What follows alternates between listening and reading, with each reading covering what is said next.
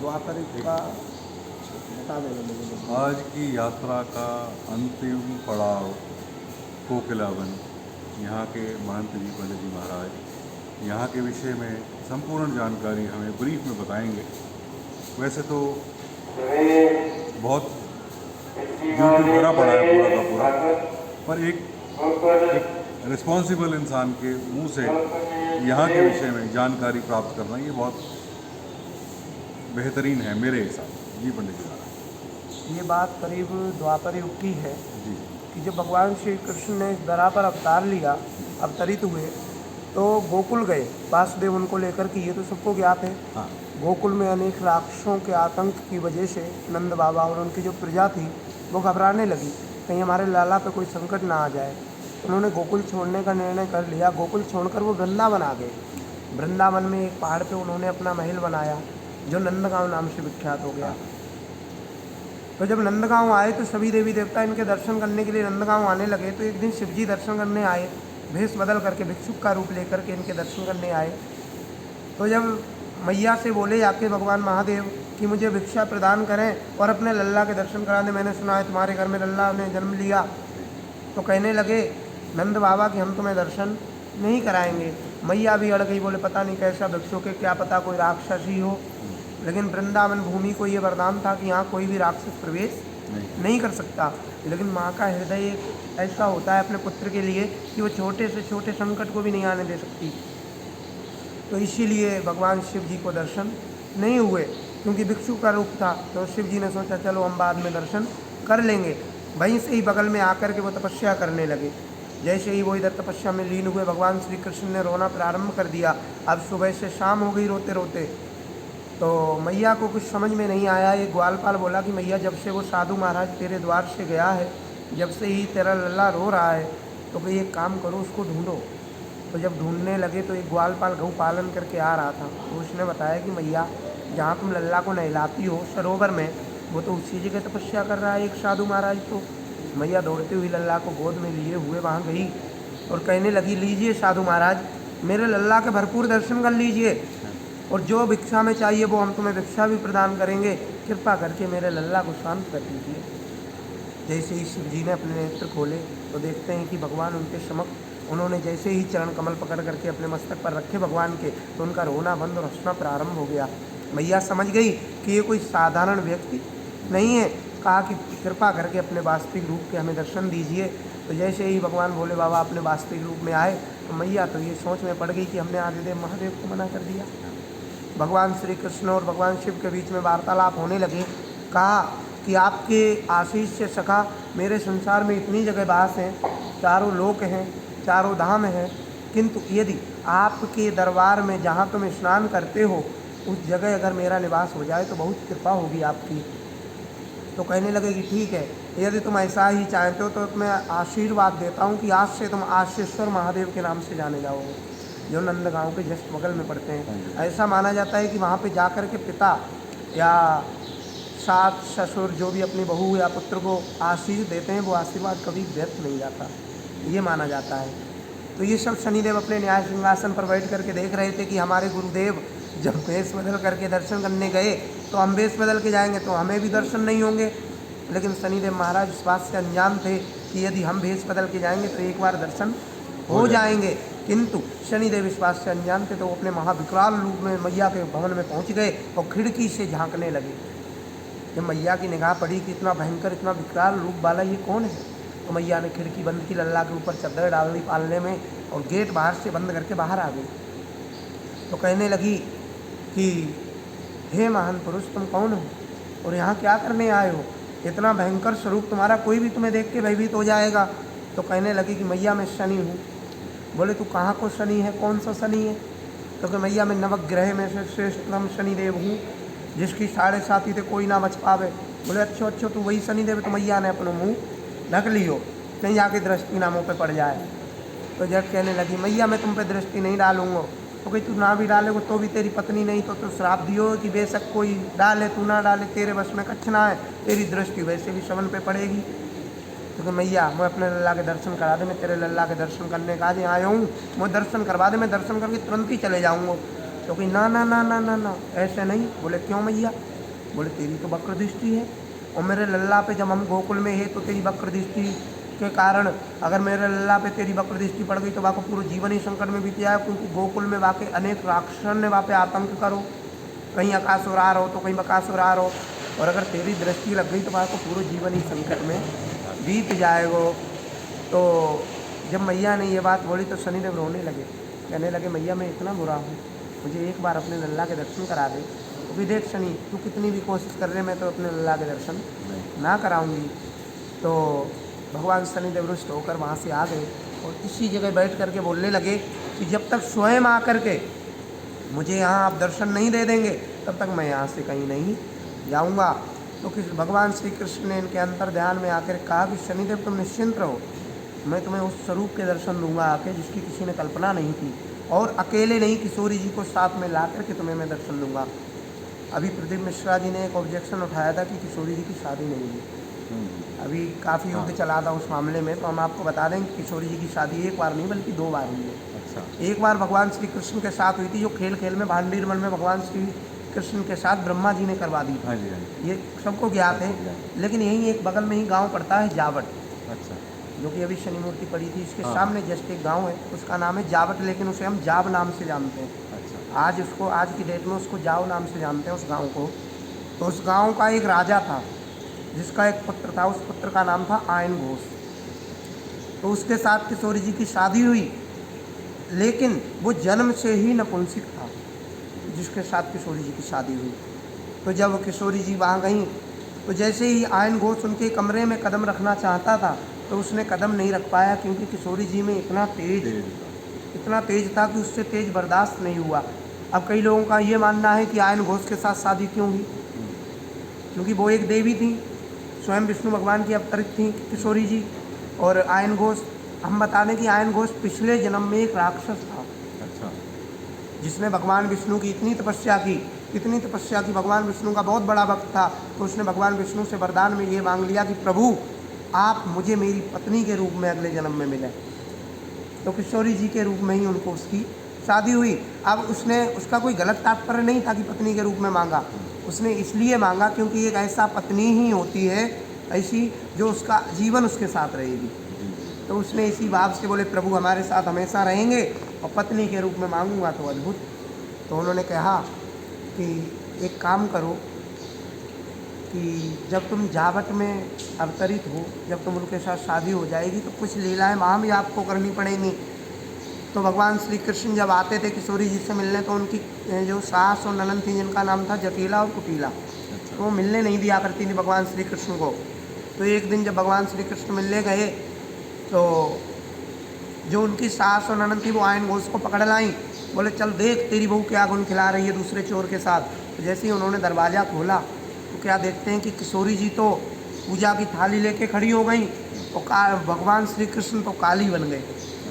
भगवान श्री कृष्ण ने तो काली का रूप ले लिया और उनकी पूजा करने लगी। आयन घोष ने अपनी माँ और बहन को बहुत फटकार लगाई और उनसे कह दिया कि आज से ही मैं ये ग्रह त्याग करता हूँ। तो वो ग्रह त्याग करके कहीं जंगलों में तपस्या करने चला गया।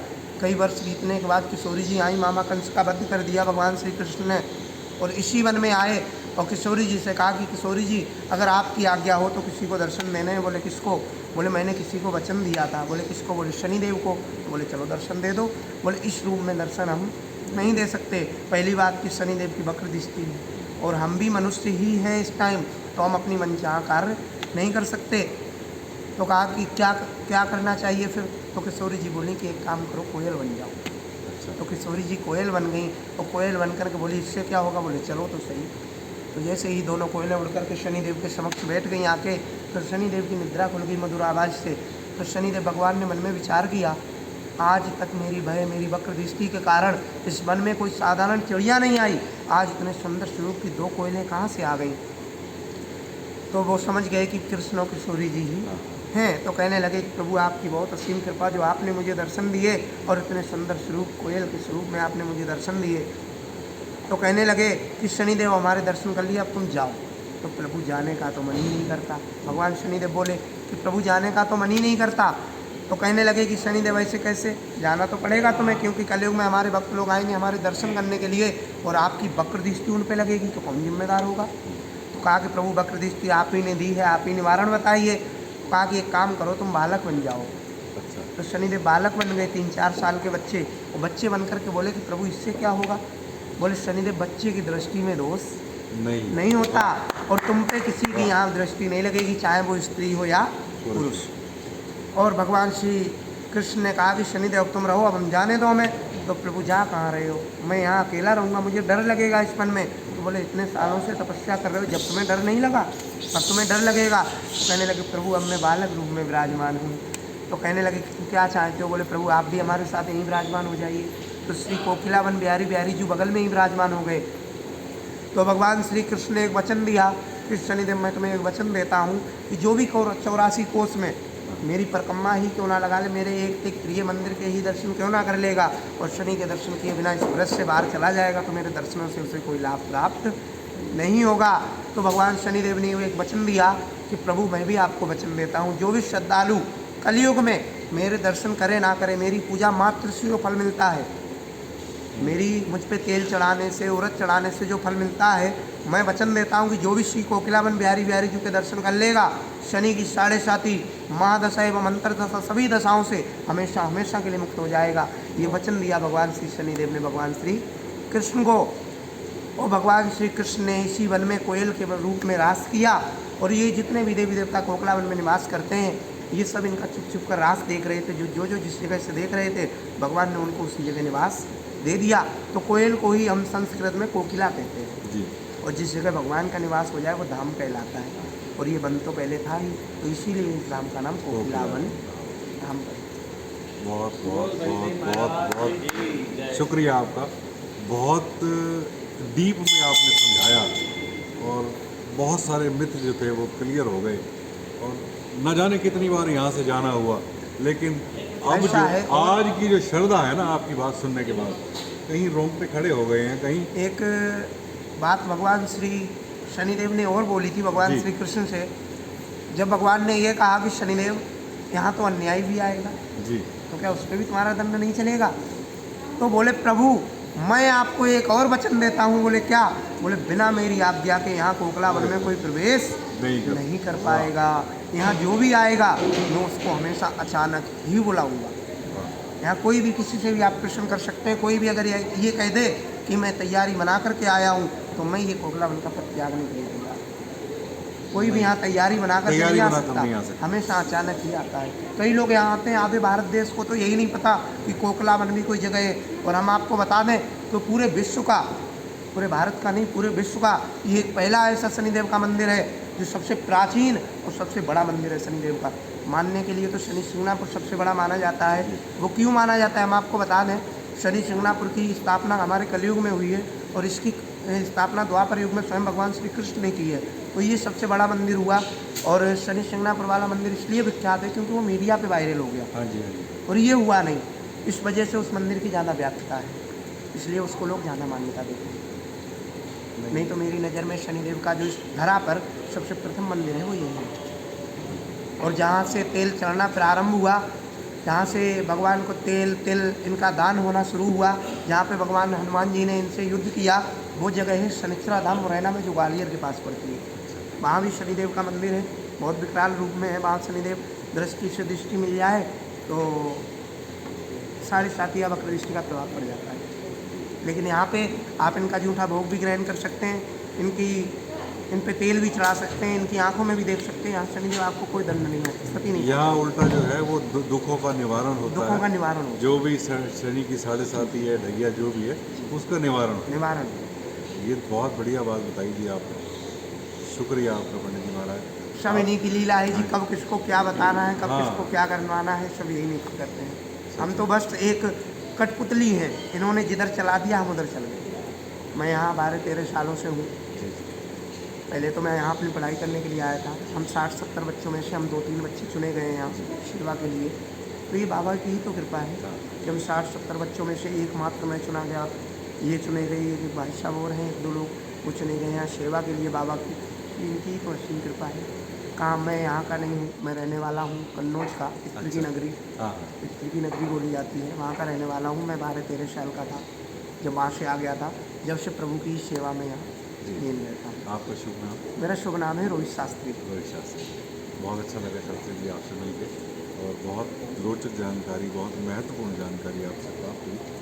ऐसा है कि किसी ने ये कहा है कि यदि आपको किसी के बारे में पता है हाँ, तो आप उसको बताओ, बताओ, ठीक बात है। क्योंकि उस ज्ञान का यदि आप उचित लाभ नहीं उठाते हैं तो उस ज्ञान व्यर्थ है वो ज्ञान। जी जी। जिस ज्ञान का आपको मान लो लोगों में विख्यात नहीं करना है, वो ज्ञान आपके अंदर तभी रहना मैंने व्यर्थ है। स्टार्टिंग में बोल दिया ना, यूट्यूब भरा पड़ा है इन सब वीडियोस से, जी। पर जो एक सही इंसान है ना, उसके द्वारा जो ऐसा बोली है, गई बात। एक बात बोले हम आप, जी। ये कलयुग है।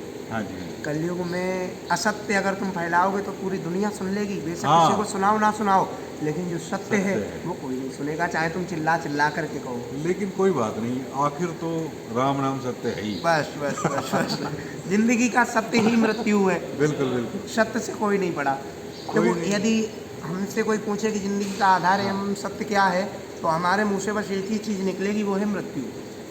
क्योंकि जीवन का हर कार्य असत्य हो सकता है, लेकिन मृत्यु कभी असत्य नहीं होगी, एक ना एक दिन तो सत्य के रूप में ही आएगी। शास्त्री जी ऐसा है, हम रहे ना रहे, यूट्यूब पे हमेशा ये वीडियो रहेगी। बिल्कुल बिल्कुल। हमेशा रहेगी। हमारे जीते जी को सुन ले, हमारे जाने के बाद सुन ले, ऐसा है। आखिर जो भी सुनेगा उसका भला ही होना। ऐसा कहा गया है, जी। जो लोगों के मन में प्रेरणा जगाता है, हाँ। भगवान उसको लंबी आयु प्रदान करता है। मेरे को कोई लालच नहीं है, मैं कोई यूट्यूबर नहीं हूँ, बस मेरे को शौक है, स्पिरिचुअल जगह पे जाता हूँ। परेशान मत और होइए, आप ऐसे ही भगवान के बारे में विषय विख्यात करते हाँ रहिए। जी। ठाकुर जी आपकी सर्व मनोकामना संपन्न करें। Thank you sir. जय राधे श्री राधे। भगवान श्री शनिदेव महाराज के इतने करीब से दर्शन मैं आपको कराए दिए देता हूँ, क्योंकि सुबह का समय है और इतना रश नहीं है। वैसे तो ये गेट बंद रहते हैं, बाहर से ही जैसे हम देख पा रहे हैं ये चिमनी नुमा ये बना रखे हैं, इसी से ही तेल, चने की दाल, उड़द की दाल, जो भी रिचुअल्स होते हैं वो सब बाहर से ही चढ़ता है। लेकिन मेरा परम सौभाग्य कहें या आपका परम सौभाग्य कहें, तो इतने करीब से, बिल्कुल करीब से मैं दर्शन करा रहा हूँ आपको भगवान श्री शनिदेव महाराज के चारों तरफ से।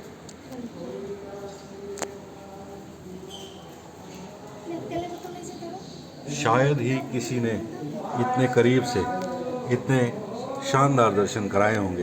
बाकी पंडित जी ने बहुत बेहतरीन ढंग से हमें समझाया है।